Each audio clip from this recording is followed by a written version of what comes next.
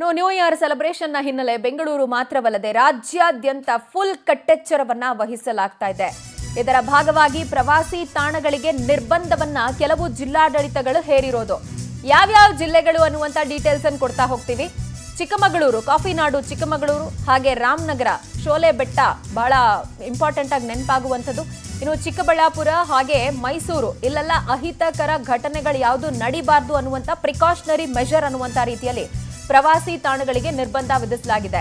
ಚಿಕ್ಕಮಗಳೂರಿನ ಮುಳ್ಳಯ್ಯನಗಿರಿ, ಕೆಮ್ಮಣ್ಣಗುಂಡಿ, ಎತ್ತಿನಭುಜ, ದೇವರಮನೆ ಸೇರಿದಂತೆ ಜಲಪಾತಗಳು ಸೇರಿದಂತೆ ಒಟ್ಟು 22 ಪ್ರವಾಸಿ ತಾಣಗಳಿಗೆ ಡಿಸಿ ನಿರ್ಬಂಧವನ್ನ ವಿಧಿಸಿದ್ದಾರೆ.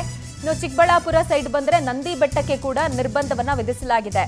ಇಲ್ಲೆಲ್ಲ ಕಾನೂನು ಉಲ್ಲಂಘನೆ ಆಯಿತು ಅಂತ ಹೇಳಿದ್ರೆ ಕಠಿಣ ಕ್ರಮದ ಎಚ್ಚರಿಕೆ ಕೊಡಲಾಗಿದ್ದು, ರಾಮನಗರದ ಆಯಕಟ್ಟಿನ ಪ್ರದೇಶದಲ್ಲಿ ಕೂಡ ಪೊಲೀಸರು ಕಣ್ಗಾವಲು ವಹಿಸಲಿದ್ದಾರೆ. ಮೋಸ್ಟ್ ಇಂಪಾರ್ಟೆಂಟ್ಲಿ ರಾಮದೇವರ ಬೆಟ್ಟ, ಸಂಗಮ, ಮೇಕೆದಾಟು ಹಾಗೆ ಚುಂಚಿ ಫಾಲ್ಸ್ ಇಲ್ಲೆಲ್ಲ ಹೋಗಿ ಪಾರ್ಟಿ ಮಾಡ್ಬೇಕಂತ ಯಾರಾದ್ರೂ ಅನ್ಕೊಂಡಿದ್ರೆ ಅದಕ್ಕೆ ಬ್ರೇಕ್ ಬಿದ್ದಿದೆ. ಬಿಕಾಸ್ ನಿಷೇಧ ಹೇರಲಾಗಿದೆ. ಇನ್ನು ಯಾರೆಲ್ಲ ಟ್ರಿಪಲ್ ರೈಡಿಂಗ್ ಮಾಡ್ತಾರೆ, ಶೋಕಿ ಪ್ರದರ್ಶನ, ಬೈಕ್ ವೀಲಿಂಗು, ಇಂಥವ್ರ ಮೇಲೆ ಕೂಡ ನಿಗಾ ವಹಿಸಲಾಗ್ತಾ ಇದ್ದು ಅವ್ರ ಮೇಲೆ ಕೂಡ ಕ್ರಮ ಆಗುತ್ತೆ.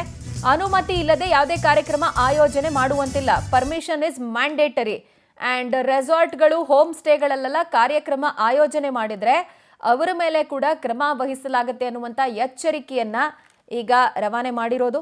ಬೆಂಗಳೂರು ಮಾತ್ರವಲ್ಲದೆ ರಾಜ್ಯಾದ್ಯಂತ ತೀವ್ರ ಕಟ್ಟೆಚ್ಚರವನ್ನ ವಹಿಸಲಾಗ್ತಾ ಇದೆ.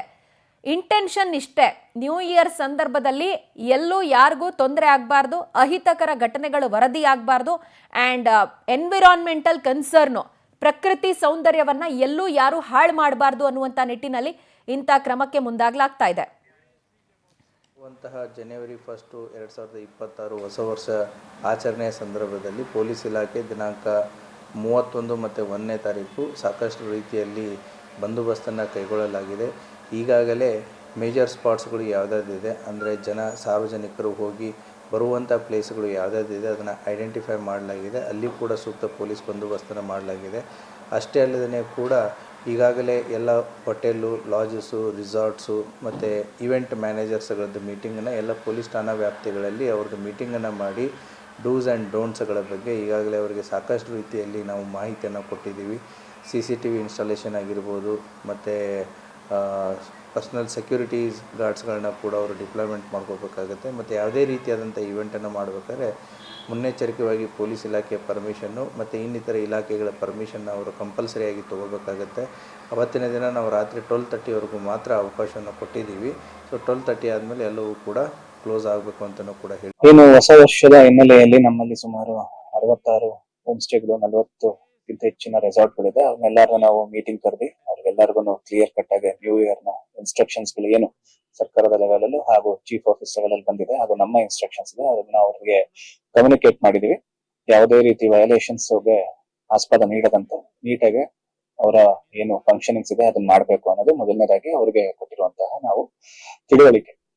ಜೊತೆಗೆ ಸುಮಾರು ನಾವು ಇಲ್ಲಿವರೆಗೂ ಮೋರ್ ದೆನ್ 700 ಸಿಬ್ಬಂದಿಗಳನ್ನ ನಾವು ನಿಯೋಜನೆ ಮಾಡಿದೀವಿ. ಸಿವಿಲ್ ಪೊಲೀಸ್ 500 ಹಾಗೂ 200 ಹೋಮ್ ಗಾರ್ಡ್ಸ್, 2 KSRP ತುಕಡಿ ಹಾಗೂ 6 DR ಪಾರ್ಟಿಗಳನ್ನ ನಾವು ಆಯಾ ಸ್ಥಳಗಳಲ್ಲಿ ನಾವು ನೇಮಕ ಮಾಡಿದೀವಿ. ಸುಮಾರು 25 ರೆಗ್ಯುಲರ್ ಚೆಕ್ ಪೋಸ್ಟ್ಗಳು, 23 ಡ್ರಿಂಕ್ ಅಂಡ್ ಡ್ರೈವ್ಗೋಸ್ಕರನೇ ಸಪರೇಟ್ ಚೆಕ್ ಪೋಸ್ಟ್ಗಳನ್ನ ನಾವು ಈ ಒಂದು ನ್ಯೂ ಇಯರ್ ದಿನ ಕಾರ್ಯಕ್ಕೋಸ್ಕರ ನಾವು ಬಳಸ್ಕೊಂತ ಇದೀವಿ.